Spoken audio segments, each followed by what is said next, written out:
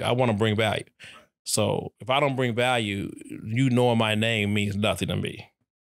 I have to bring you value. Luxury Productions presents Survival of the Fittest podcast, a product for the people, by the people, where dreams go further than bullets. With your hosts, Lucky XL and Monz Logan. Let's go. Yeah. Top of the morning, it's your boy Monzy Baby Monz Logan, and this is Survival of the Fittest podcast. I got my lovely guest host, Nicole, right here to my right. How you doing? What's up, guys? How that hot girl summer body coming along? I plead the fifth. Next question. Okay. Moving along. You know what I'm saying? And of course, behind the cameras, I got my brother, producer S.A., man. Speak to the people. What's happening, world? Man, what's going on in your world, brother? Hey, trying to make things happen. Hey, man, you got to keep making it, keep striving, right? Yeah, so, you know, today is a special day. I mean, every day is a special day that we open our eyes, right? You know, but today we have this guest right here. This brother should not be a stranger to you if you are a Chicago native, right? You know, I mean, he says he's a media personality. You know, he says he's a hair guru. You know, I say he's a motivational speaker. You know, he's a producer extraordinaire. Man, 15 years plus in Chicago radio. Man, this Mr. Make It Happen, right? The owner, host, proprietor of the AC Green Show. I'm bringing to you my brother, AC Green. How you doing? Oh, man, excellent, brother. But I'm trying to get on your level, man. What level is that? Man. That's the good level. Yeah. You know, this brother come through here smelling good auras, all of that good stuff, man. I'm like, yeah, I need some of that, man. I appreciate it, brother. But that's home training. Yeah. That's all that is, you know. Yeah. It's nothing extra special. It comes with the package. Right. From birth. Nah, yeah. I could dig it. Well, I see that you're the youngest of 6, man, you know, so you had a lot of influences coming up. Like, what was that like? Well, I was third boy. I have 2 older brothers and 3 younger sisters. So it was a fight. It was a battle. It was trying to jockey for position. Right. You know, so I didn't know that, you know, trying to jockey for position and, you know, fighting your brothers and sisters, you know, for a sandwich, you know, would be conflict resolution later on in life. Right. Yeah. So it pretty much gave you those skills to deal with, you know, groups of people and, you know. It really did. I mean, it really did because my mother and father, you know, they, at the same time we were trying to fight for position, you know, they didn't allow no fighting. Man, how do you make that work? You know what I'm saying? You got to figure it out. You got to figure it out. You got to strategize. Right. You know, and that's what we did. A lot of strategizing, man. You know, I wouldn't take anything for how I was brought up. So my dad was a pastor. Right. For church. And so that's already by itself, back in that day especially, that was a big deal because, you know, I had to get ridiculed because my father was a preacher. Right. So I was the son of a preacher man. You know, so, you know, the kids, they razz you and talk about you. And you had to deal with that too. You had to be like, hey, how do I deal with this? How do I deal with this? You know, I'm not going to turn on my father. Right. You know, and I want to be accepted by everybody else. Does that make you a little rebellious? Oh, hell yeah. I'm rebellious. I am rebellious. I am what's a good word for me? And I guess if you listen to the radio show, you can hear some of it. But I'm definitely, man, I got the word, but it won't come forward. I got it. I'm militant. Okay, there we go. Yeah, I'm militant. I'm very militant. That's the word I was thinking. Yeah, I'm very militant. You're always thinking that word. Listen. Man, I mean, you know, and plus then I came up, you know, born in 61. So I came up during the time that, you know, Dr. Martin Luther King was doing his thing. Right. And I was watching the energy of that, didn't understand all of it at the time. And just the, you know, Black Panthers and, you know, gangs, the real gangs. Right. Because they were real gangs. Yeah. But they ain't take no junk, though. Right. What side of the city you grew up on? South side. Yep. 73rd and Eberhard. Great block.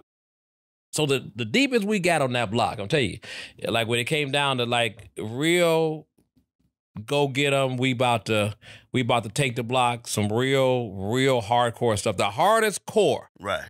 was the gang on the block on 73rd Street would be fighting the gang on the block of 74th Street by going to the gangway, filling up some balloons with water, and then going and throwing them at each other. That's how we did it. Gang fight back then. I mean, that's how we did it. Listen, that side gangway water faucet, Right. that was our bottled water. That was our drinking fountain. Yeah. That was how we filled up the balloons. You know what I'm saying? I mean, and we used to put our mouth right up on it. Yeah, I remember that. You know what I'm saying? Yeah. Let it drip a little bit, put it right up on it, Right. and get what you get. You know, but I wouldn't take anything for those days. It taught you how to be. You know, we didn't have anything to compare it against. I mean, so we didn't have these modern times to compare it against. So it was just we're just being kids, and we had those were real fights now. Right. It was winner take all. Like that was like the whole thing, you know. And it was a water balloon. So what most people got is they feelings hurt, Right. and wet. Yeah. Now you said this. You know, this was a beautiful block you grew up on. Mm-hmm. Right? So I can only imagine back then it was definitely that it takes a village vibe. You know, Mhm. you had a lot of aunties and grandmothers on the blocks who make sure Yeah. things didn't get too far out of control. What house was your house like? I mean, I know you said your father was a pastor, Mm-hmm. but did they know? Oh man, you don't go over there on that yard. He gonna. No, pretty much. My parents, function like all the other parents. So everybody looked out for each other. Right. We knew that we couldn't do anything that we didn't want our parents to know about because everybody was going to tell. Right. I mean, one big difference between, today and that day is if you walk down the blocks, now you rarely see Big Mama and Big Pa on the porches. Back in that day, Right. a Big Mama, a Grandpa, a Big Daddy, whatever you call them, was on the porch. Yeah, they sat out front.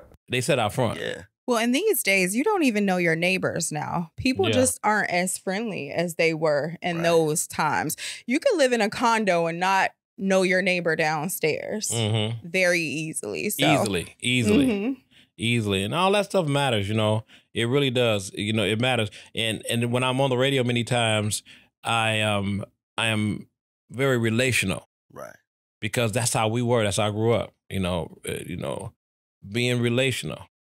And then I'm controversial too on the radio, and I'm like that because I saw another day. Right. I didn't see this day where, media programs you, what to think. I saw a day when our teachers and our parents and the leaders around us taught us how to think. Right. So this new animal, I don't understand this new animal that, decides that, I'm talking about the media, Right.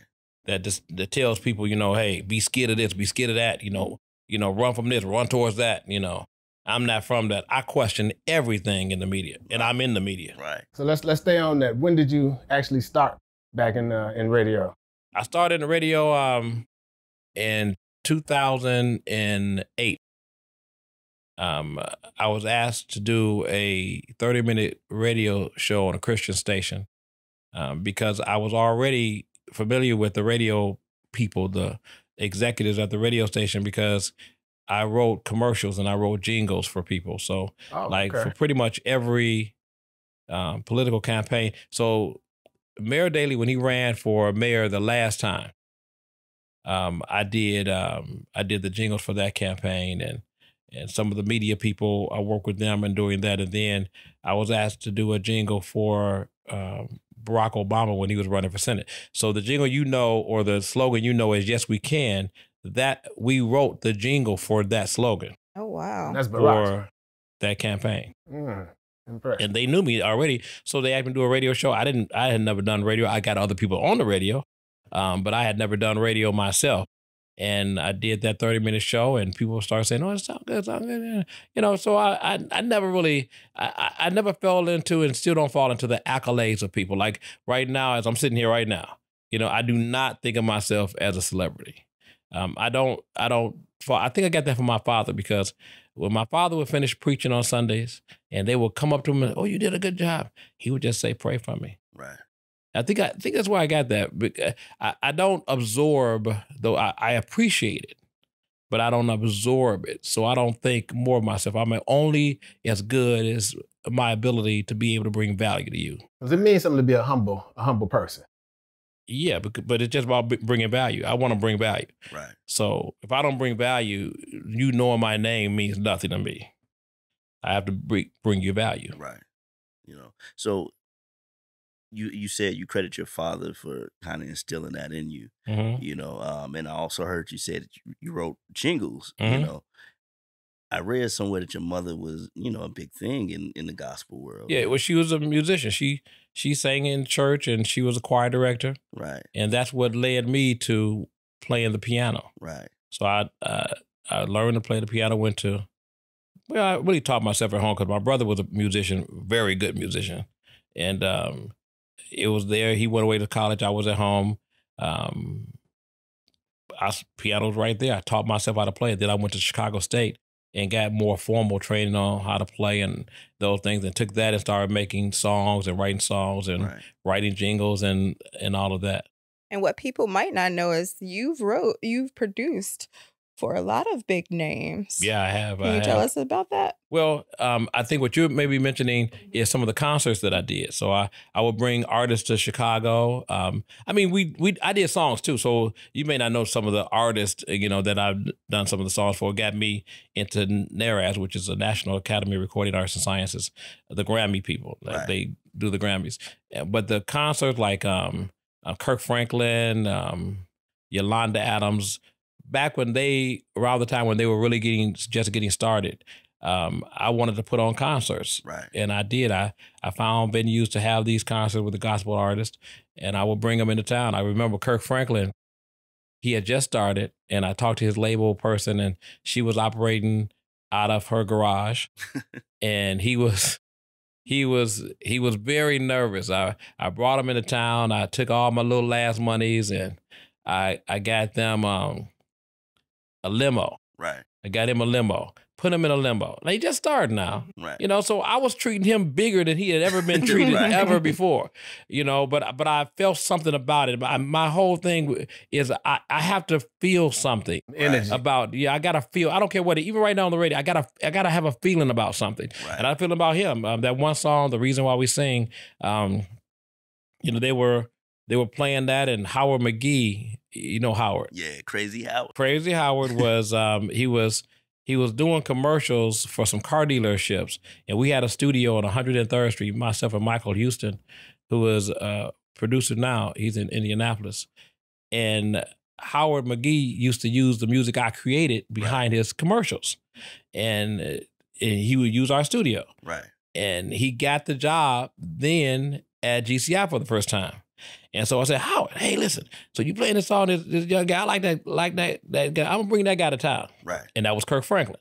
And I brought him to town and put him in a limousine, took him around to all the bookstores, you know, the Christian bookstores and others, you know. As a matter of fact, right up the street from here, one of the stops we made was to Fletcher's One Stop, which is not far from here. It's on 75th Street. It's the oldest one stop.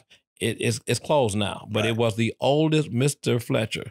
You all know Estes Fletcher. Live anywhere in the Park Matter area, you know Mr. Fletcher. And Fletcher's One Stop. Took him over there, took him a lot of the bookstores. He got very intimidated because by the time he got to the church that sat 4,200 people, big church. Right. I had a big sign across that spanned across the street, and he said, he told me to take it down. He said, my name is too big. It was Kirk Franklin and the Family. Right. Oh, yeah. And he said, back when he said, the family should be bigger than Kirk. I said, Kirk, calm down. You're going to be good. Right. You know, Kirk only 4 feet tall. Right. You know? And I said, Kirk, come on now. It'll be all right. So, you know, we drove around, and he finally calmed down, got to the concert. You know how when you are a top star, a rising star at that time, and you got a top song, the song they play on the radio, you know you don't sing that song first. Right. And so when he came out that night, he said, they're not gonna stay to see me. The place was packed. Right. 4,200 people. He said, they're not going to stay to hear me sing. I said, Kirk, they're gonna stay to hear you sing. I've been promoting this, I've been pumping this thing. They playing your song on the radio, man. Right. Top urban radio station, not the Christian one. They playing it on the top GCI playing it. Right. You know, so they're not gonna. I said, Kirk, do your whole show. Man, he got to the third song and he sang the top song. And people started getting up and leaving because they thought it was over. Right. They said, this got to be over because you know what I'm saying? Then he figured it out, you know, right then and there. But, you know, sometimes he comes through town. He doesn't really remember who I am every time. Right. But he remembers the story every time, and he tells the story a lot. Right. He doesn't know me directly like, hey, that's that guy. Like, you know, I wasn't on the radio at that time. But he talks about the story all the time. Right. Because he knows that was a watershed moment, you know, in his life. Right. Yeah, so you owe Brother AC Green, you know, a little bit of respect on his name. Well, listen, when your spirit is open, right, you can see things, and you can see talent. You can see, like when I walked in here, I said, I don't know these brothers, but I know they're about business because I'm watching it. I'm looking at them. So they ain't just kidding around here. Right. You know, and that says everything. You can feel the spirit of people, you know, and then our obligation, not just mine, but our obligation is to be open to things that even the things you do not know. Right. Because how do you get to know things you don't know unless your spirit is open to receive those things? Yeah. Yeah. You know, I went through that Genesis with myself. You know, a couple of years ago where, you know, I was a little bit more rigid, like, I don't know, you know, just like, but how are you going to grow? How are you going to, you know, experience, you know, different things, you know, and fortunate enough, you know, I did have parents who pushed, you know, me to be, you know, hey, be open, try, you know, experience life a little bit, you know, and so it kind of, it helped to give me that push, you know, but, outside of your parents, were there any other influences in your life that, you know, that brings us the Mr. AC Green that we see here today? My goddaddy, he was also a pastor. Pastored a church called Tabernacle Church. His name was Dr. Lewis Rawls. Dr. Lewis Rawls. So if the name sounds familiar. It sounds familiar. Yeah, that's okay. So Tabernacle sounds Lou familiar. Rawls? The Lou Rawls? That was Lou Rawls' daddy. Oh, okay. Mm-hmm. Man. And I said it like that for a reason. He never told me that was his son. Wow. But he always came around. He always did things for him. Right. He had the same last name. Right. You know what I'm saying? And see, back in that day, listen, Dr. Lewis Rawls is gone, and Lou Rawls is gone.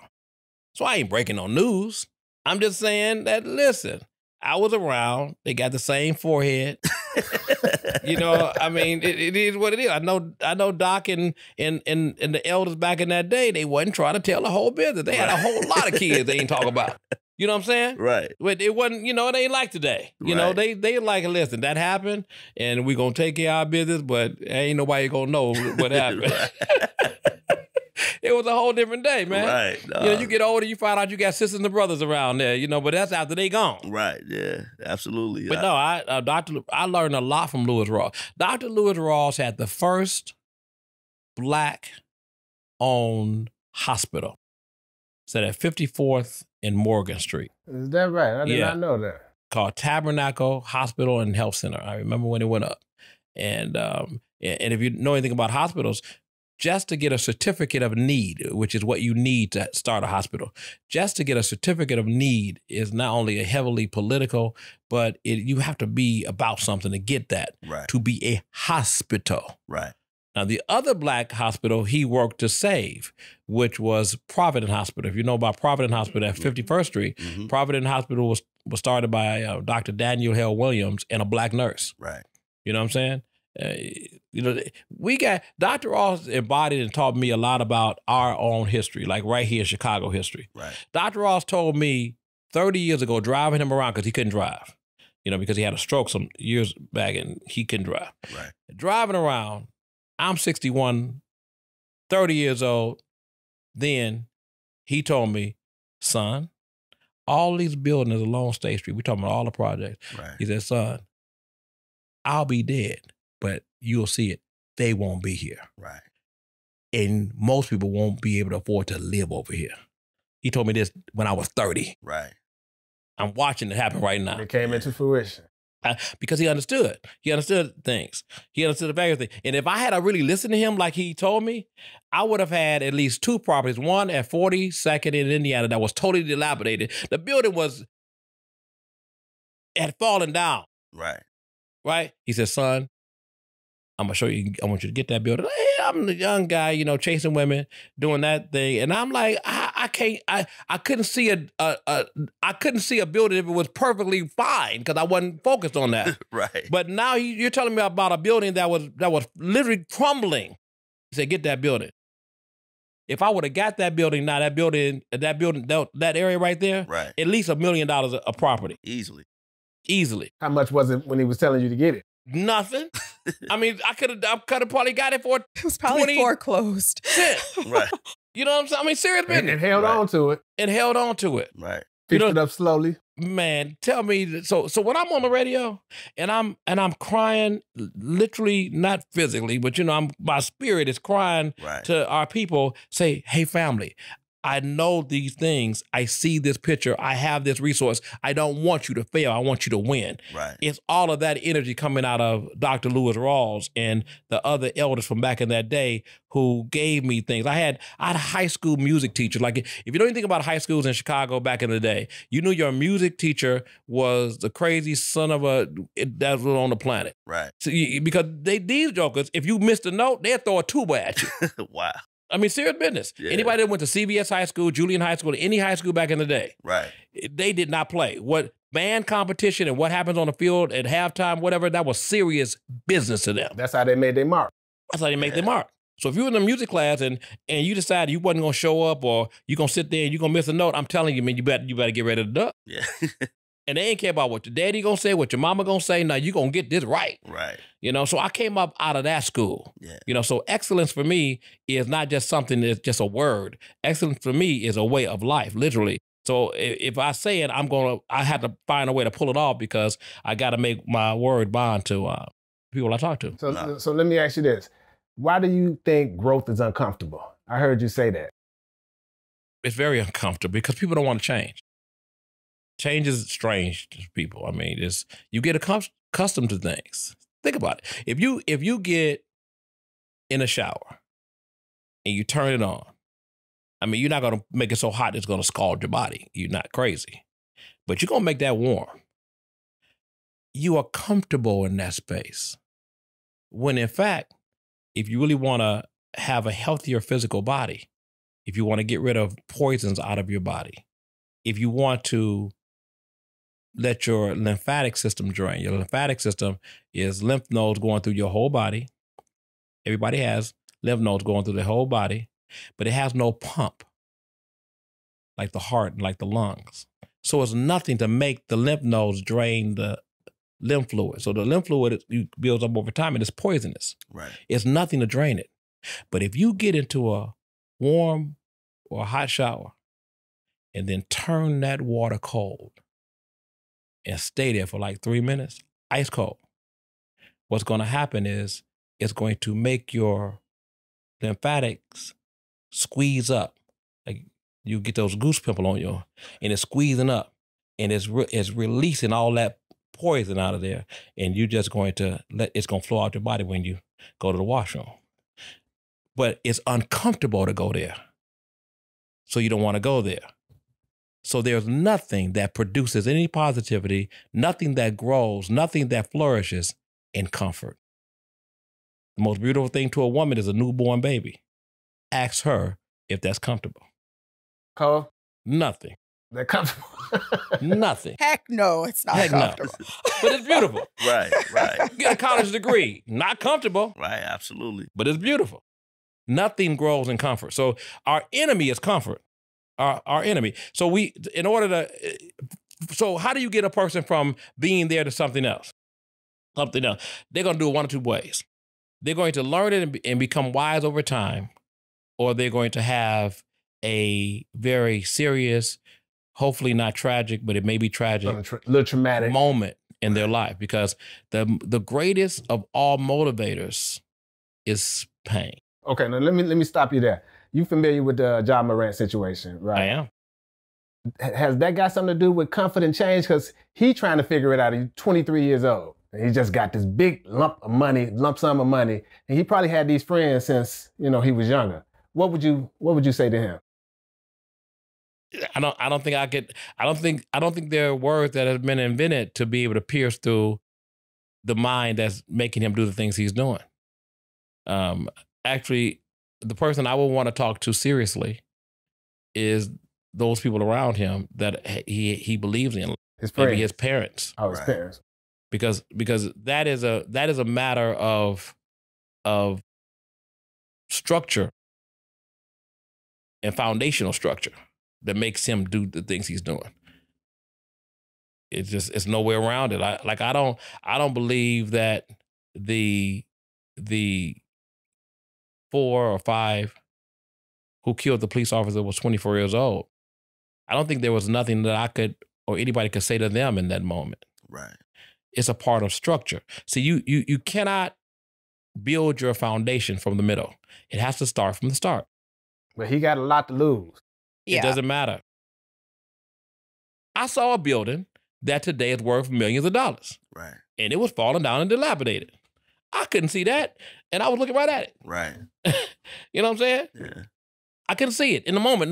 Nobody could tell me anything about that. But in this context, if Dr. Lewis Ross, I'm 30, what if I were being taught the value of real estate from birth? Oh yeah, you would have understood it. I would have understood it. Absolutely. I would have understood it. Clearly, I would have understood it. What if I was taught the value of human life from birth? Right. I wouldn't kill a police officer or anybody else like that. I wouldn't take a life because I can't get one. Absolutely. That's such a great point. And you look at a lot of those brothers, it's so easy for them to take a life because, like you said, they don't value their own life, and they wasn't giving anything, to clump, to hold on to say, hey, man, you're valuable. You're worth more than this, so you're able to look at your brother or your sister and say the same thing, but speaking back to those times when you grew up in, there was a lot of positive figures that looked like us at that time that showed us how to, stand and, and be men and be women, and we don't see a lot of that right now, And we just lost one, Jim Brown. Yeah. Just lost one. Yeah. And he was that. Yeah, he and Harry Belafonte, they were those people. Right. They felt an obligation to be more than a celebrity, more than an athlete. They had to be a celebrity and an athlete and an answer for their people. Absolutely. And we spoke in the media earlier, before we were rolling the cameras, in what ways do you think media can really help to change the narrative of, the message that's sent to the youth today? Hey, it's that's an easy one, but are people willing to sacrifice, what they've come to like? It's all about what you are, your diet. Right. So if you're being fed a certain thing, then you become comfortable with that. Right. So if all you get is hamburgers, cheeseburgers, and fries, that's what you become comfortable with. If you're given greens and okra and beans, you become comfortable with that. Right. You don't feed a child meat when they're a baby up until they're 10 years old. They're not going to look for meat. Right. They're not going to want to even smell meat at that point. So I just think that it is, for us, it's just, we have to decide if the messaging that we are sending our children through media is worth it. Right.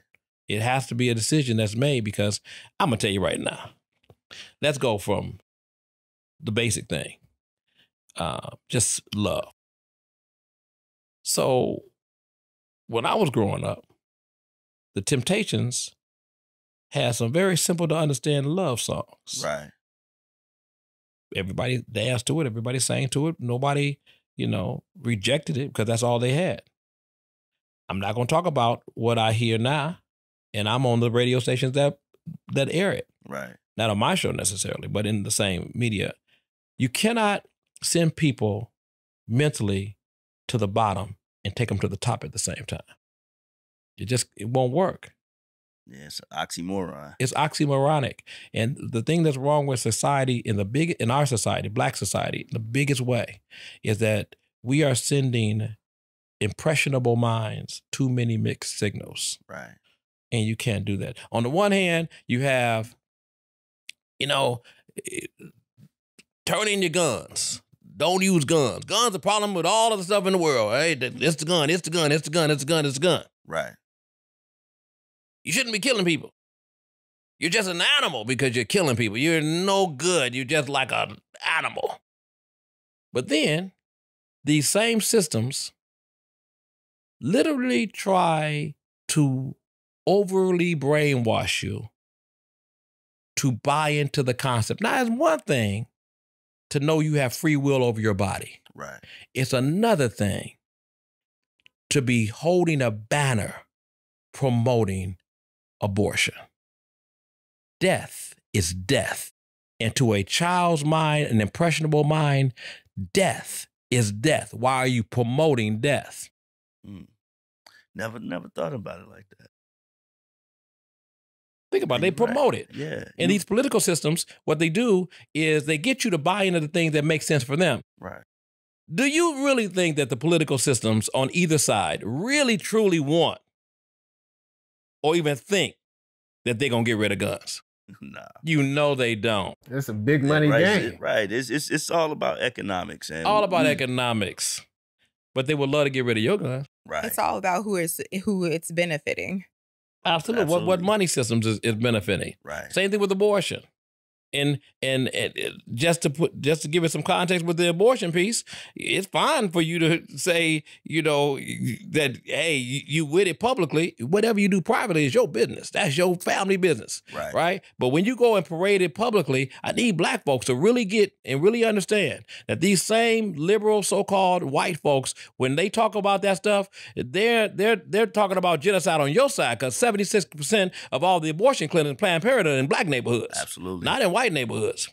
So they want their people to flourish. They want you to die. Right. Margaret Sanger even went so far, Planned Parenthood, Margaret Sanger. Right. Come on. If you do the history, how do you not get that we were not the desired people? That as many of us as they can get rid of, they would love to do that. I just don't like Black folks being played. And because I've been so close to the political system, and I know the messaging that I was a part of doing, like for President Barack Obama, whatever, I hear the conversations in the back rooms too. Right. And I do know that there are agendas with all of these things. And we are generally not the ones that are intended to profit ever. We are the ones that are intended to be used. Create the culture. Thing. Yeah, we generate the finances, but we don't get none of it. Not gonna get, but they're gonna use us to get what they want. Yeah, absolutely. Of course. They're gonna use us to get the votes to get what they want. We gave the votes, and now they're pitting Central Americans and Hispanics and others and Black folks against each other. But they purposefully did this, and they sent them across the border, and we voted for our own disenfranchisement. Right. Because that's what's at the front of this is Black disenfranchisement.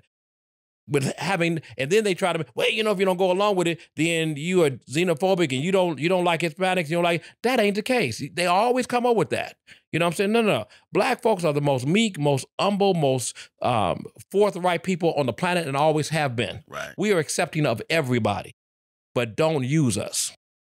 Nah, I mean, I definitely get that, man. Like, I hate to see that, a lot of times we don't value ourselves because a lot of times you're not taught that. You've been brainwashed to believe that other cultures and everything else is more beautiful, better than yourself. Like what you were saying the other day, or earlier rather.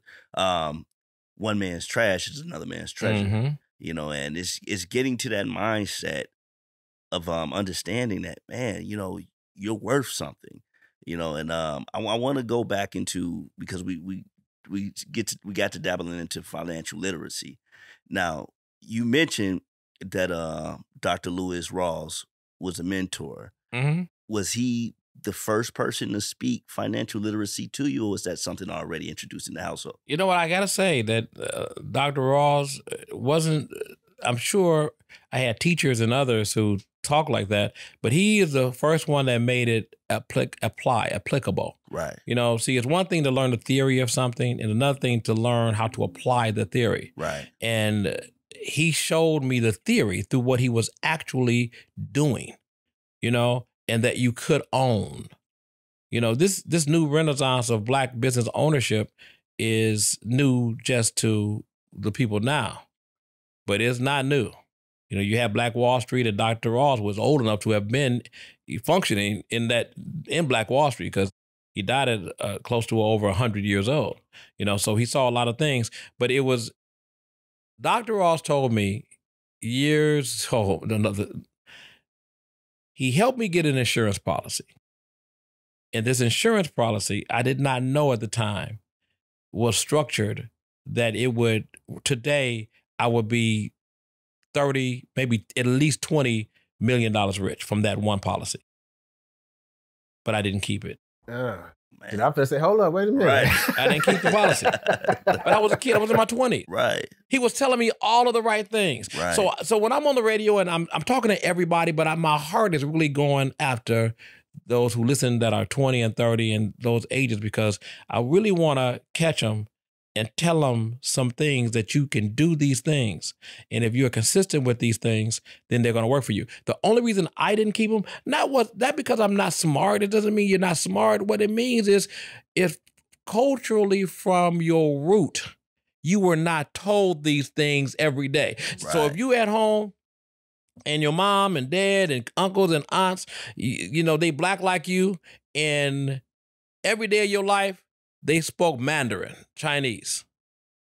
You're going to be a Black Mandarin speaking. Right. Right. That's the same way with Hispanics don't learn English or don't learn Spanish in the household, because the parents don't speak it to them. Right. Language has its own money. Money has its own language too. Right. So, and language has its money too. Yeah, I made to come up with something right there. Yeah. No, but the language of money is real. So the way that you see your parents and those around you deal with money is how you learn money. Right. If they talk more about spending it than investing it, guess what you're going to do? You're going to spend more than you invest. Well, if they struggle paying the bills, that's all they talk about is, you know, paying the bills all the time. If they always running from the bill collector, you learn different. all them things. That would do. If they don't believe, if they function from a mindset of scarcity, and they don't believe they're gonna have enough for tomorrow, and they put the money, tuck it under a mattress, you know what I'm saying? Then that's how you gonna think.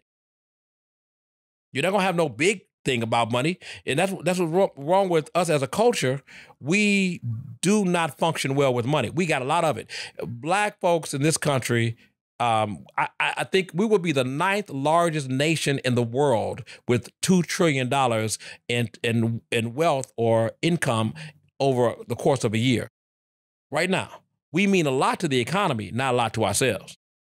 So it's the language. We have to reshape that language, and I'm trying to do that every single Sunday. I mentioned Sunday because I'm on every day. Right. But Sunday, I say Sunday because I get so many people that listen with their families on Sunday. And it still takes me a minute to like just wrap my mind around that. But I think I did it though. Tell us about the show. So on Sunday, well, every day I'm on the air. I'm on the air on B103, Soul 106.3, Inspiration 1390, and Rejoice 102.3. But on Sunday, they're like hour-long shows. On B103, we do something that nobody has ever done, and we're grateful for the opportunity. I've been doing it for years now. We have mini shows that come on throughout the day on B103. So we're heard on every urban platform, but on Sundays, I have a 4-hour-long show, and I get a chance to really go with the whole enchilada. Right. And I'm very, I don't hold anything back on Sundays. And I get a lot of criticism for that. because some of the it was a little controversial. Some of the a lot of interactions on the show. because I'm going to say what I understand and what I believe is real in my perspective. I'm not going to program you based on what somebody else thinks. So I have people who have told me that I listen around. Hey, listen, I see you tomorrow. I see you tomorrow. I said, what do you mean, see me? Well, I'll be there at the radio station. They talking about from home. Right. But they listen with their whole family. You know, many people do that. And it took me a while to understand, you know, what that's all about. But I think I've kind of nailed it in this sense. For many years after my dad died and Dr. Ross passed away, I'm a musician. And so I'm working, playing at different churches. And I would really help the pastor, not only with the music, but I would work to help the pastor with the church. If I played at that church, I would help you with the church. And many other pastors, not mentioning any names, I love them all, they couldn't fully appreciate that part of me. Because this guy's coming to play the music. Why are you trying to help me with the church? It's like stay in your lane. You know what I'm saying? Yeah. But I wasn't getting paid for that. I wasn't trying to even take over your thing. Right. I'm trying to help you because my dad was a pastor. Right. You know the ins and outs. And I want to help because it's like I'm helping my dad, helping Dr. Ross, helping. Yeah. That's what I grew up doing. So I want to help you. They didn't Right. understand how to receive that. So different things would transpire, and some end up kicking me out. Some end up, saying, like you said, stay in your place and all those things. And then one day, Judge Darren Bowden, after I left the churches, and the last church I was at was right down the street, Park Manor Christian Church, where Reverend James Demas was the pastor. And after I left that church, after he passed away, got the radio show. Right. And Darren Bowden came up to me. He was a member of that church. He's a judge in the Markham courtroom now. And he said, look at this. He said, all these preachers you've been helping, and now God gave you your own congregation. Your own platform. A huge one. Exactly. Your own congregation. Uh-huh. Now you got them. Right. And one thing I ain't gonna never do to them is lie to them. So they tried to get me kicked off the air. Not all of them, but 3 years ago, the listeners were calling the radio saying, nah, AC gotta go. He gotta go. He gotta go. Because it was when Joe Biden was running against Donald Trump. And I said, I'm gonna tell y'all right now, they're trying to make you decide which of these white men are racist. I'm telling you right now, let's clear this. They're both racist. All right? But I will take the racists that ain't been in the office for 47 years to make laws that disenfranchise 100,000 black families. So I'll take Trump. I said that back then. Yeah. I said that back then. You know how unpopular that was to say that? I know it was. It was called a radio station. General manager, take them off. Take them off. Now I have the same list and say, I don't know what that they're endeared to me because they're like, I get what you think. Right, they understand that. I'm telling you the truth. Yeah, we were thriving those. Yeah. Black folks was doing, listen, what people don't get about Trump, most people don't like Trump for his crazy statements, his orange hair, his orange face. No. Because and I tell people, I said, when you go to your job, do you ask to talk to the owner of the whole business? And then do you ask to go to their house and find out what they do in their backyard? Right. Do you ask that? Or do you care about whether that paycheck is going to clear the bank when they pay you for the work you did? Right. When you get a politician, you don't give... Look at Bill Clinton. You don't really care about all that other stuff because if their policies are good and they serve out your interests, that's all you care about with politics. Right. You go to your preacher for the moral. You go to your family for the love. Right. But your politician ain't got to be moral or make love to you. Right. We got it all wrong. But they make you get emotional about things that matter. You're not going to make no great decision always in your feelings. Right. No, I agree with that. So just as important as it is to teach financial literacy in the household, it's definitely just as important to teach politics, or at least local politics. It is. All politics is local when it comes down to it. Right. Because who picks up your garbage is going to matter to your life. Right. And that's political.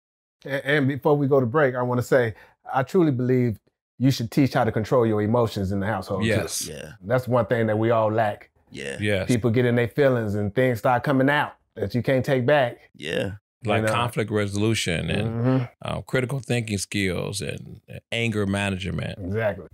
Very important. Just like I was saying about the way that you send the mixed signals.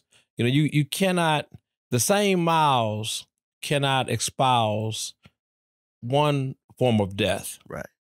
And then talk about this form of death. It's just not legitimate to some, you know, it's not legitimate. Right.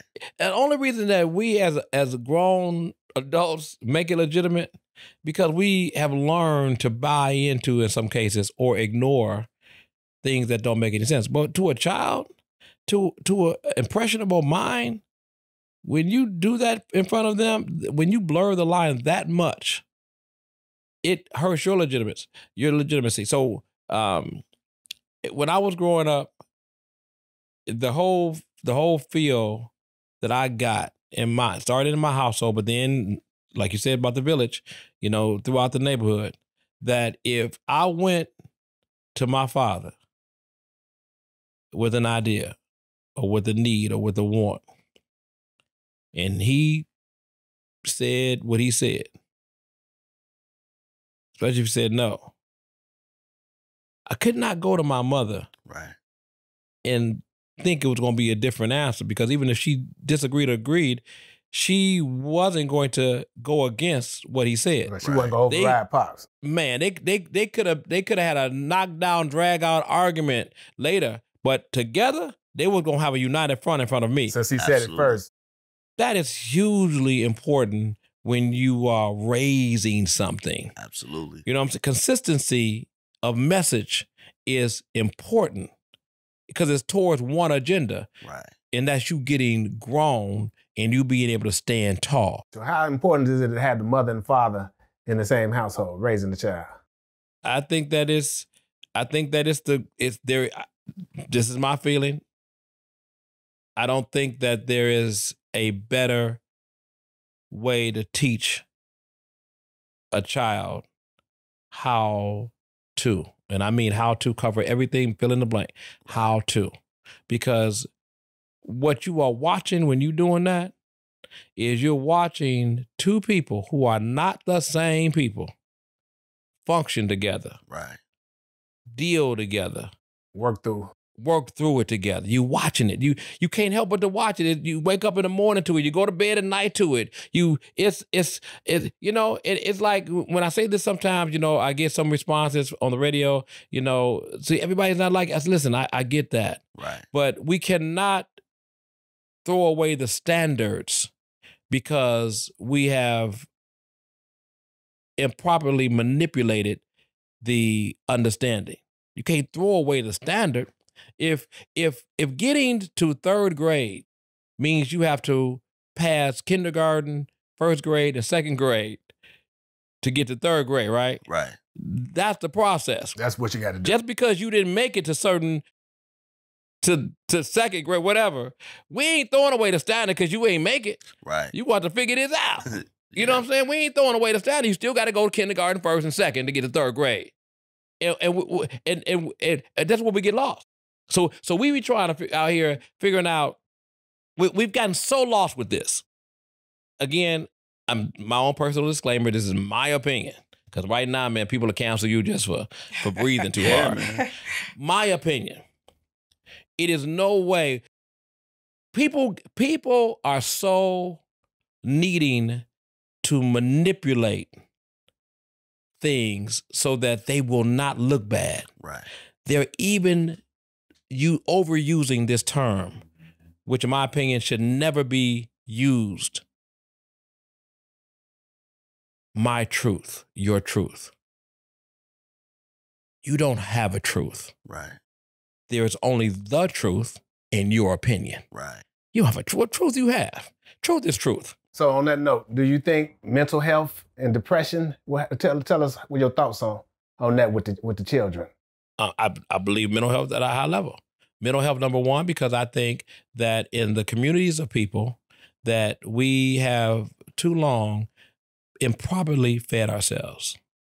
And it is what we are eating by and large. So if you eat a hot dog, let's say you only eat a hot dog. Just one hot dog. Drink some Kool-Aid.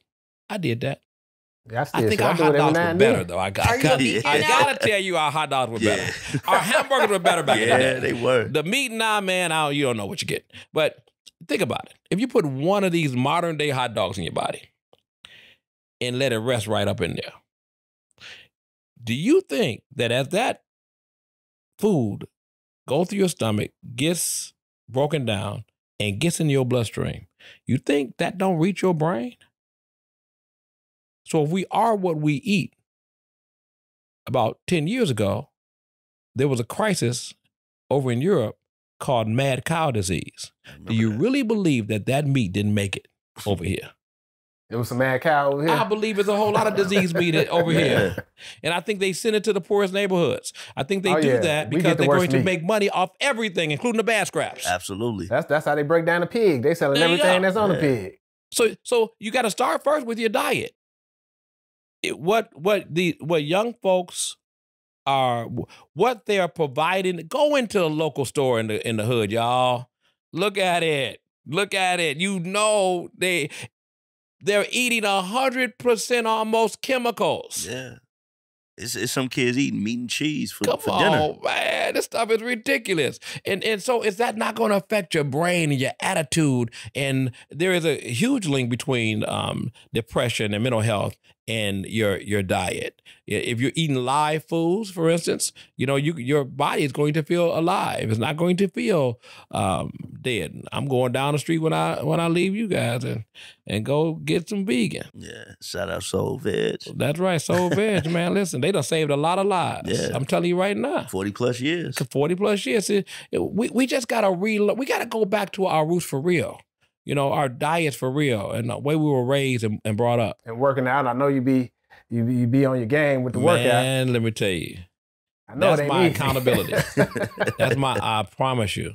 That's my accountability. When I say that, I mean nothing is more of a task to me than waking up at 5:30 in the morning and knowing I'm gonna be at that gym at 6 o'clock. I know it's tough.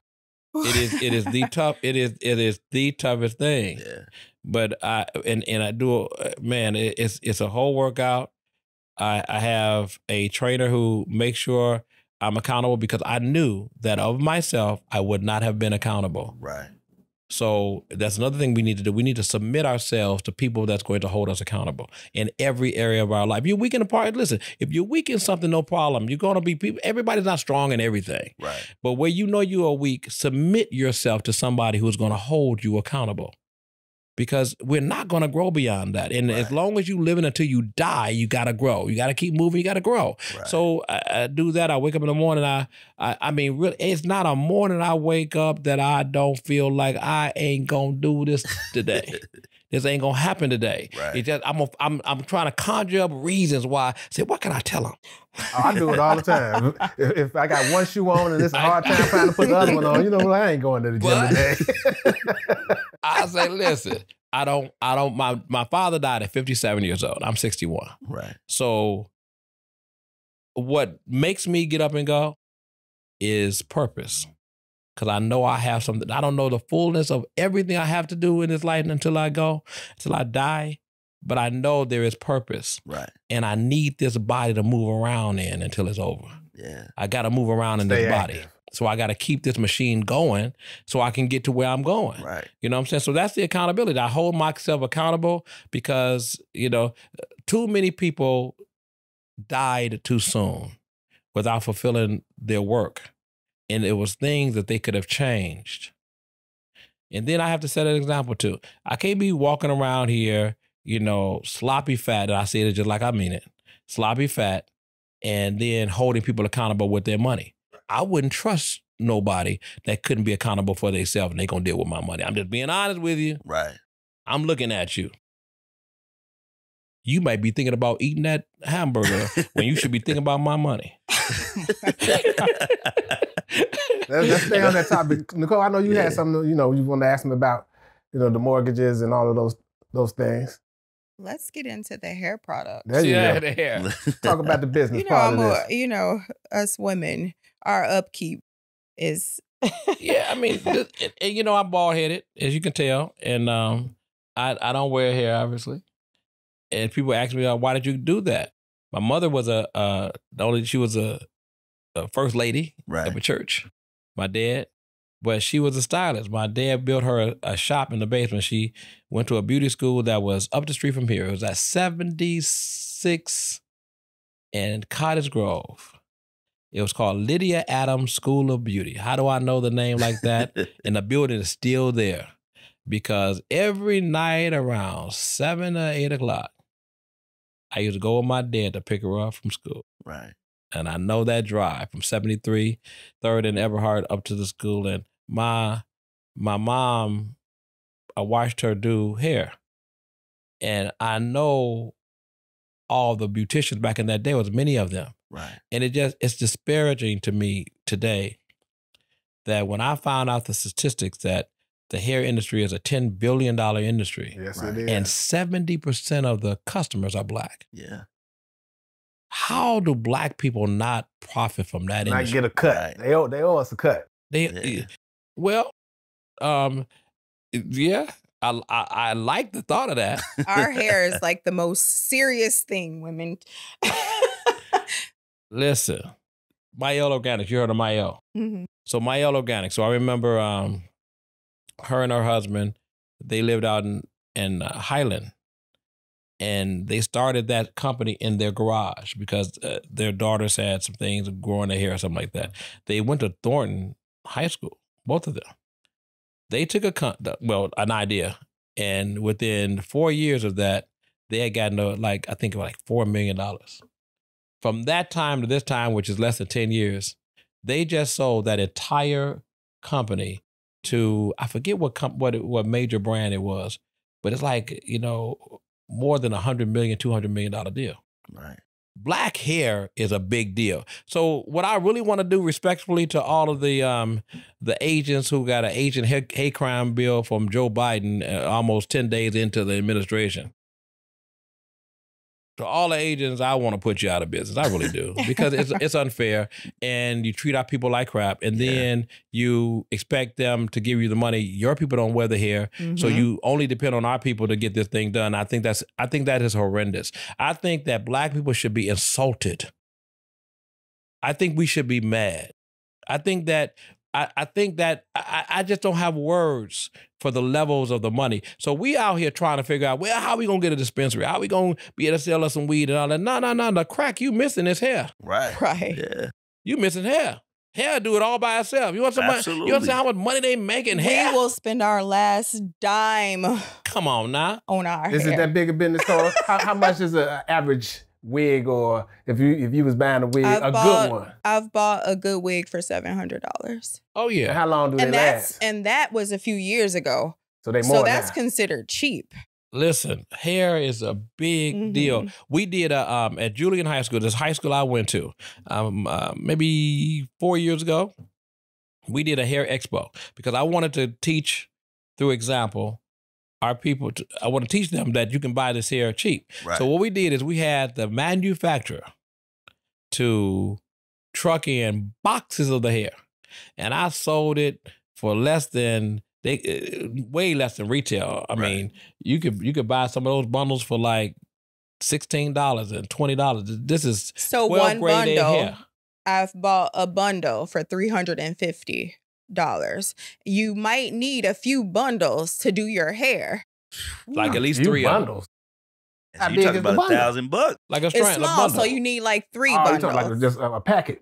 at $300 a bundle.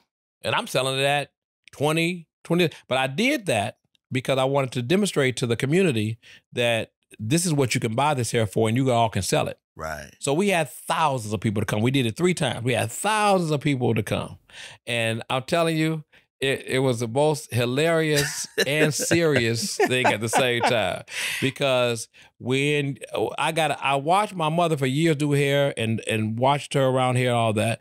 But when I saw all of these women come in there and wait in those lines to get their hair. We had thousands of people that came. Yeah. And two ladies on two different events, they got to the register and they were waiting to pay for it, like 3 people back. And they were both pregnant, 2 different events. One of them, we had to call an ambulance for her. They had to take her to the hospital to deliver her baby. Wow. And I had somebody take the hair to She's the like, hospital. wait, give me my hair. There's no happen. I need my Crazy. She wasn't playing about I that hair. learned with my own eyes then. I said, you know what? In the Bible, it says the hair of a woman is her glory. Yeah. Hair ain't just regular. We think of it regular. To women, Yeah. hair different. Nah, definitely. It's different. My And grandmother used to say, it reminds me of my grandmother. She would say, you cut your hair and then you go buy more hair. but it is. Listen, I'm not trying to understand it because I don't understand. I'm gonna just be honest with you. Me and I you both. do not understand it. Right. You understand the economics. I understand the economics of it, but I just do not like the Asian community using the sensitivities of our women Right. to make all that money. I don't like it. I don't like it. But do you blame them? Huh? Do you blame them? You can't blame them. Right, because You you know, cannot it's a blame 'em. market. Yeah, it's You opportunity. can't blame them. It's opportunity. Yeah. They seized on a market that's it's big, y'all. That's It's the same big. thing with fingernails and toenails, right? Same thing with those. Same thing. Yeah. They're making Same it so thing. many. I'm in the neighborhood. So let me ask you: you consider yourself an entrepreneur? Yes. How many Yeah. businesses do you operate right about now? Maybe 7 or 8.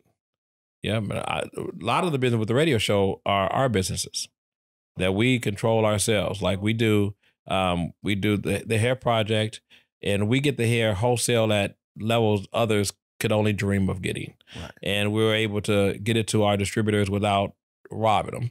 And then they can sell hair so they can make money. Listen, in case you don't know this, in the 3rd quarter of this year, we're going to see the economics of the country change. And people are going to need hustles like back in the hustle man days at another level. And so getting here to be able to pay for your rent and mortgage or your auto payment or your utilities, listen, go ahead and sell 10 bundles of hair and pay your utilities. You know what I'm saying? Have a way for people to do that. And then I talk a lot about the infinite bank. If you don't know about the infinite bank and having your own infinite bank, everybody needs to have it. Sounds technical, but it's not.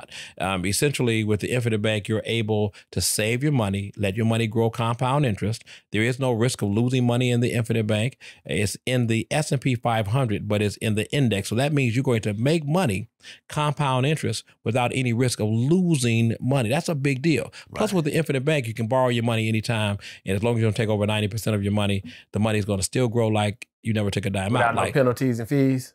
Without any penalties or fees. And this is what the wealthy and those who understand these, they have been doing for years. Yeah.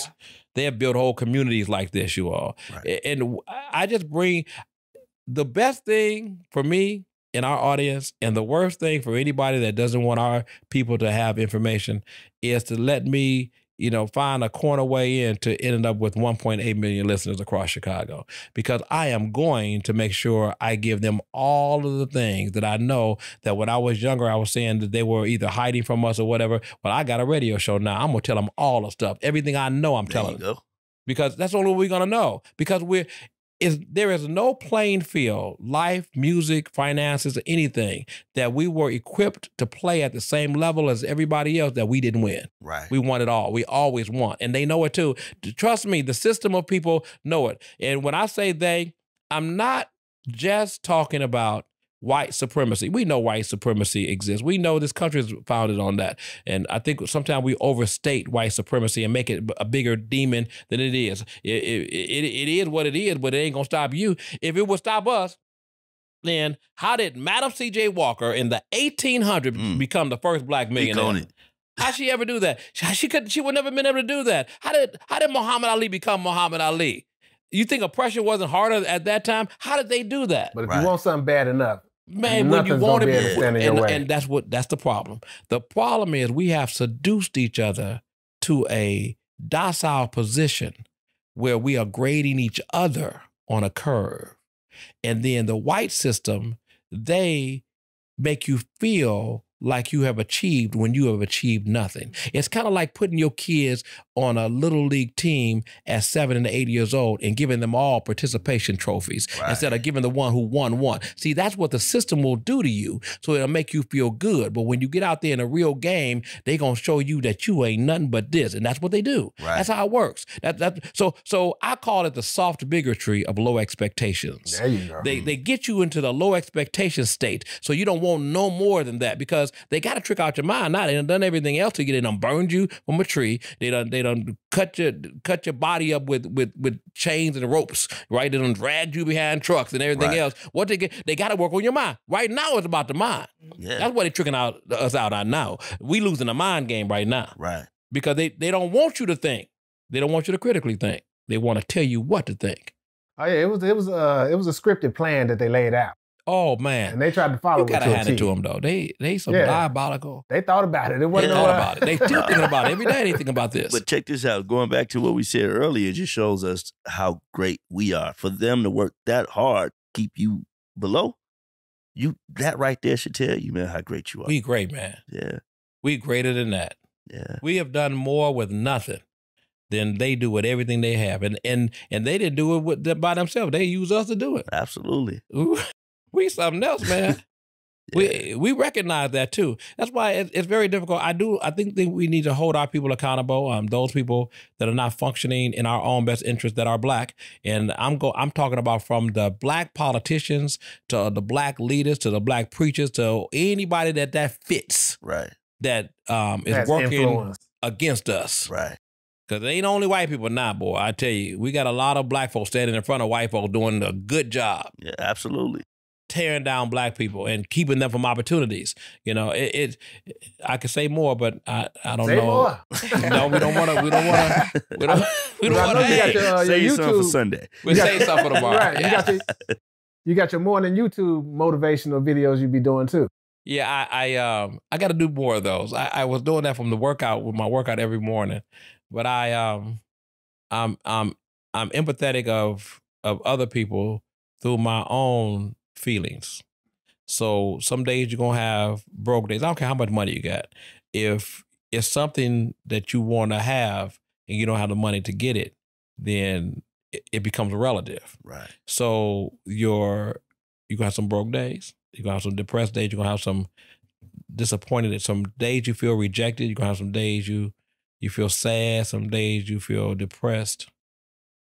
And I just use those things to motivate myself and to motivate other people. Because that's a natural. You're going to have those days. But what I tell people, if you learn how money works, you can have good money to take care of your life in the broke days, in the depressed days, whatever, because you got a choice. Right. You can be physically and financially broke, but not destitute. It's up to you. So I show people how to find those things. Like right now, if a deal don't go right for me or something don't go right for me, guess what?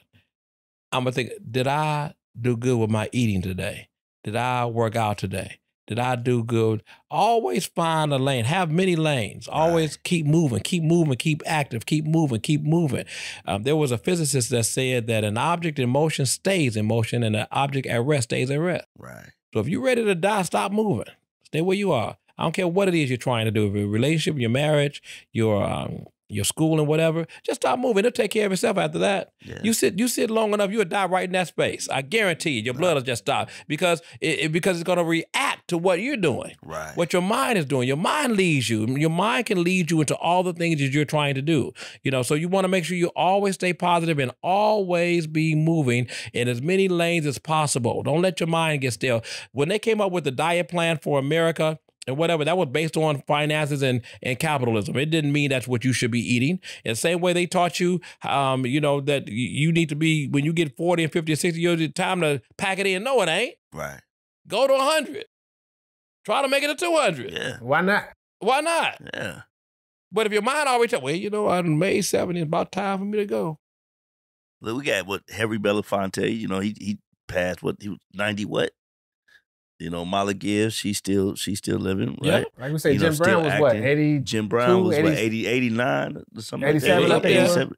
You know, and again, that's at least 10 years past that life expectancy, like you spoke on. You know, so it is important that, you know, we do share those narratives and say, hey man, if I want to be here, let me get my mental right. Let me get my mental right. You know what I'm saying? Let me get my physical right. Let me get my financial right. You know, because it make no sense be here 90 years if you can't afford to be here for 90 years as well, right? And you're telling, and everybody has a different view on this, but we are spirits. Right. You know, we when we leave here one day, you know, your spirit don't have to leave because you can leave it in here with others. Right. You know, you're deposited in others. But it's very important that, you know, we really do, in the reality, no matter how we feel, what it is we want. Right. Because I believe, I don't want to get all, you know, what metaphysical, but things will move. But the first thing that's going to move is your own self. Right. If you can make your own self, your own body systems know that I ain't stopping. Right. It's going to keep going. So it's sort of like the energy that you putting out there. It's the energy, because we energy beings. We really are. Absolutely. We really are energy beings. Man, I look at pictures of when I was really big. And, you know, and to see what consistency has done over time. Putting in the work.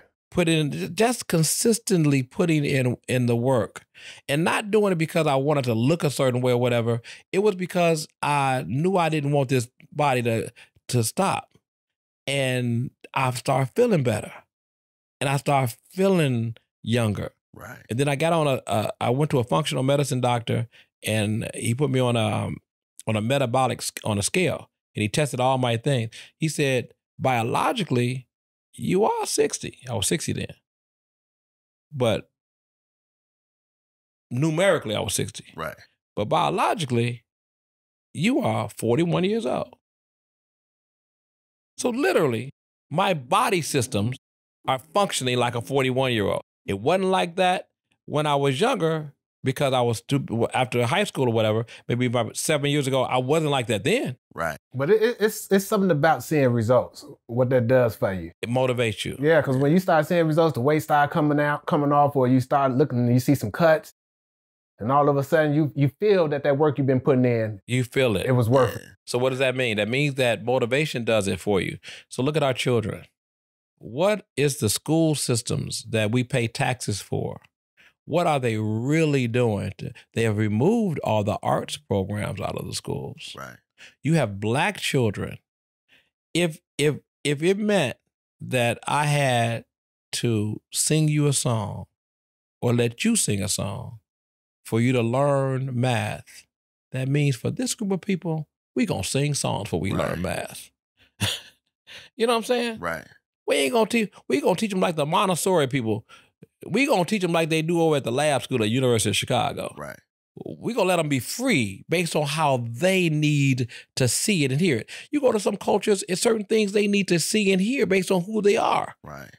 And you mean to tell me you gonna sit us up in the classroom and you know how we function? We hot, we burn hot. Yeah. We ain't regular people. You know what I'm saying? We special. We really are special people. Yeah. We created y'all, as a matter of fact. Yeah. You know, why is it that they're playing the same blueprint for us as they do for others, and they know better? They already know better. You know who proved that? Marva Collins. Y'all look up Marva Collins. She had her own school, the Marva Collins College Preparatory School, years and years ago. Famous, right here on the west side of Chicago. And she transformed education, so much so that Ronald Reagan and many presidents asked her to be the head of the Department of Education, right here in Chicago, because she took them off the blueprint and she got them to learn. How did she and others who are like them, many like today, exist like her, how did they get them to learn in the system? Because the curriculum, the system is used. Number one, is outdated. It's based on another model. Ain't nobody trying to work in no factory now. But you're still teaching our children based on that understanding, and we just lacking it up as voters, left and right. it's wrong at every single level. And, you know, I would hurt, my next sentence would hurt feelings, so I can't go that far. No, I mean, I understand, you know, but we do have to hold, you know, we got to hold ourselves accountable. We got to hold ourselves accountable. And I even said to myself, because I'm not going to speak on the establishment, but I had a very not so great experience there, you know, and I shared it with someone, and it was like, well, look where you at. I'm like, that's not acceptable. Not acceptable. I'm no longer accepting that as an excuse.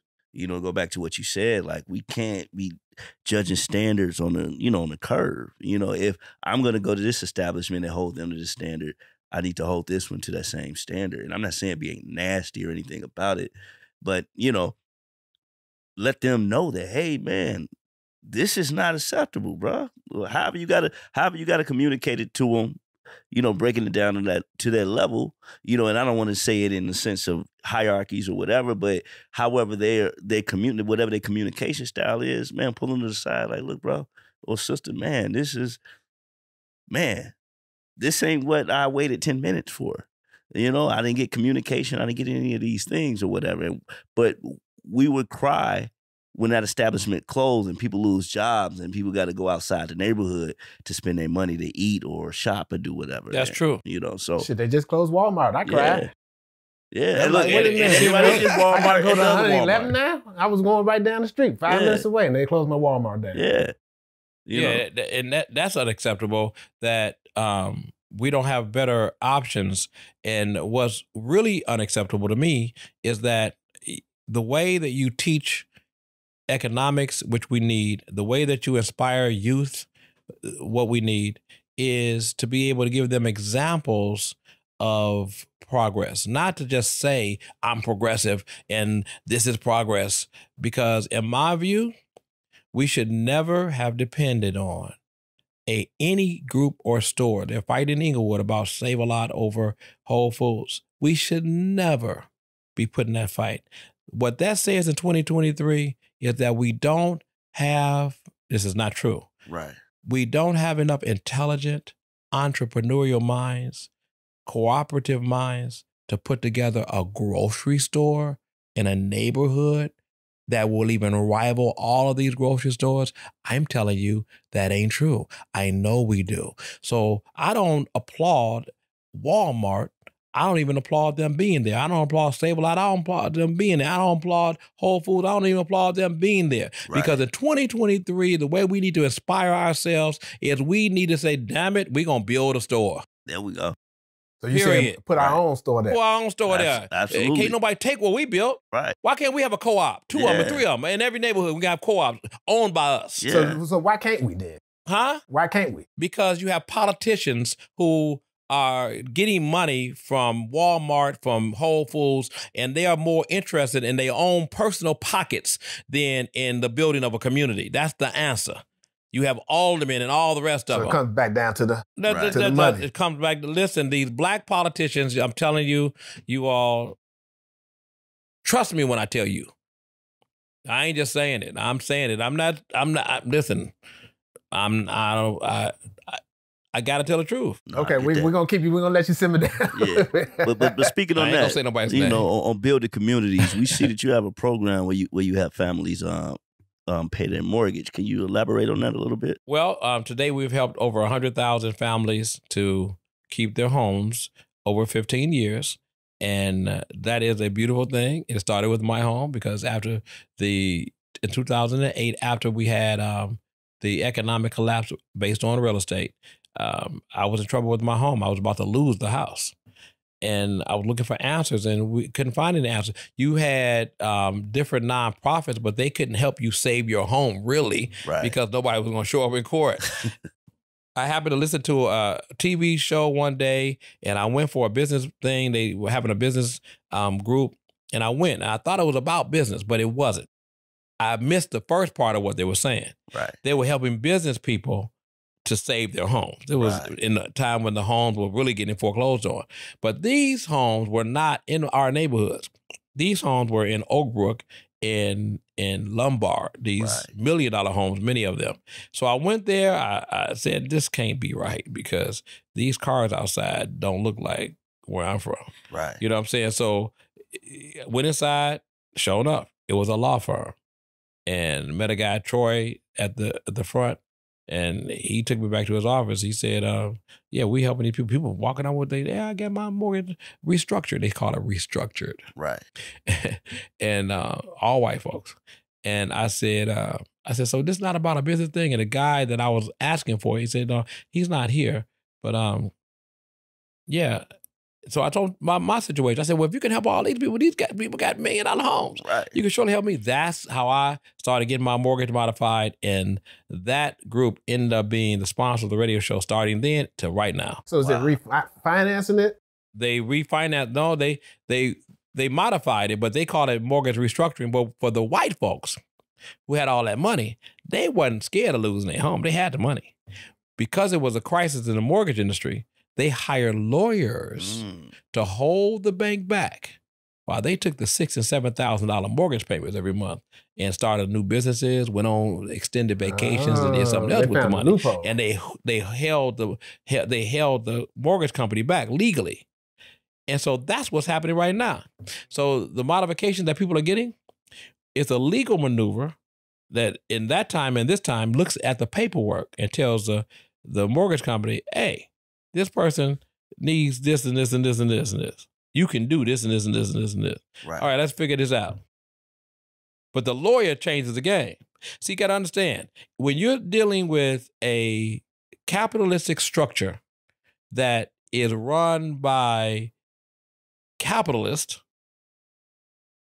you got to come at the beginning with how it's likely to end. They playground is court. Right. So if you ain't talking about taking nobody to court, you ain't even talking their language. You ain't got a dog. They ain't got no fear. You got to talk about. You can't come with a nonprofit. They ain't got no lawyers. They ain't going to court with you. Right. So that changed the game. Before I was on the radio talking about that, most people in our community did not know what that was. They had no idea because I didn't. Right. I just happened on it. That's how it happened. You was in the right place. At the right At time. the right time. At the right time. So you saw the Power opportunity. information. Absolutely. And that was it. And I started telling everybody else what I had because I was a kid that never, I didn't, you know how you get to now laters. So Right. before we wrap it up, so we're running short on time. Tell us about the Legacy Awards you hosted. The Legacy Award. Well, that happens every year. That's Kiana Barber and WDB Marketing. And I've been a part of the Legacy Awards. I've gotten awards from the Legacy Awards. She does a great job in getting business owners really exposure. And then she has resources for businesses too. And she's just one of the people that over the time I've had the radio show that I've been able to connect with, that we have like visions, but there are many, many, many more. That's why I know that we can be all right. Right. But we just gotta get beyond these really political fights. And if I go political a lot, you notice that because I'm telling you, it governs every part of your life, whether you like it or know it or not. We just got to get beyond that because that disturbs a lot. Well, brother, we definitely appreciate you coming on and dropping these gems, you know, giving us all that good positive energy. Before we get up out of here, man, let the people know where they can see you and where they can hear you at Monday through every day of the week. Well, if they go to the website, theacgreenshow.com, I say it on the radio like that, theacgreenshow.com, and they can see where we are on the radio, and they can hear it. They can see how we get to our social media links and all that. Okay, excellent. Any final remarks you want to get to the people? Yeah, just be hopeful. You got to be that. The biggest desire now at every level is to get inside of your head to make you not want to progress.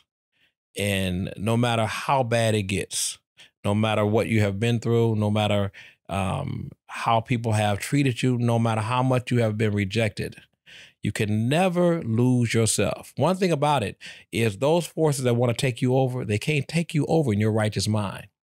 So if you want to get high a little bit sometimes, have a good time, that's all right. I get it. You can't stay high.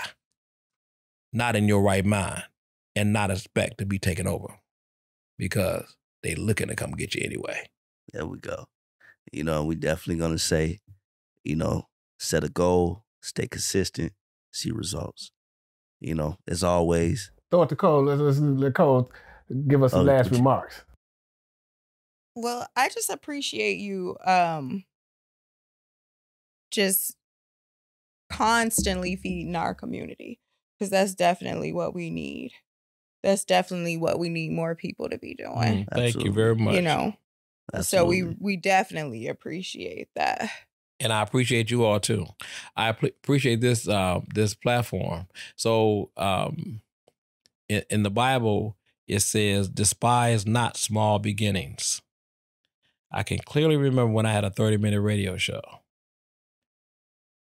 And consistency and hard work did what people are saying. And so I want that same thing for you in this room, because you have good spirits too. And those spirits need to be heard by other people because you have good intention. Your motive is good. And consistency will do that. There's a lot of somebodies that want to be exposed to what you bring. Well, we willing to expose them. Put them on here. Yeah. No, that's good. I love you all. I love this. I love the whole platform. I love the energy in this room. Well, you inspire us, and that's why we had to have you. Because you're an inspiration. I appreciate that. And I'm back in my old neighborhood. There we go. And back in your own neighborhood. Back in my old neighborhood. You put me on to Soul Veg. You got to check them out. Veg. Come on now. 40 Prince years. Alciel, I thought, listen, I thought they were crazier than roll lizards telling me that I'm eating this food, there ain't no meat in it. Trust me. I remember my first day. Yeah. I said, So are you vegan? I'm really not vegan, but I'm about 70-30. Okay. And I remember, listen, I wasn't going to eat that. I mean, it's really business. Right. I mean, Prince Alciel, he passed away. I think they just named the street after him. But he was telling me, he said, you are a walking cemetery. Because I was eating dead animals. And so I eat less dead animals. I ain't never heard it put that way. Yeah, hey, you're a walking cemetery. Hey, man, that gave you something to think about, That'll man. wake you up. You know, You're going to be live and you eating dead things. You're going to be like, so veg. You're going to have to show them the show. Yeah, definitely, man. For you sure. know, they definitely get our support, man. We've been supporting them for years, man. You know, the new owner, the son, he'll like you all. Yeah. Are you right down the street too? Right. Listen. Trust me, I'm calling in when I'm on my way here. A lot of times I'm calling my order in, you know, and I may still have to wait another 5-10 minutes. That's cool because it's worth it. Call in like I do and go 30 minutes after you call. That's the bar over there. They got the bar. You just go down the bar and just get it. This is what I'm getting ready to do now. Until they close, I don't want them to close on me. They might have closed on me. Oh, no, we can't have that. Let's go. Let's wrap this boy up. So, man, again, this is a product for the people, by the people, where dreams go further than bullets. Till next time, we out. Peace. Please don't give up now. Please don't give up on me. Don't you give up now. Don't you give up.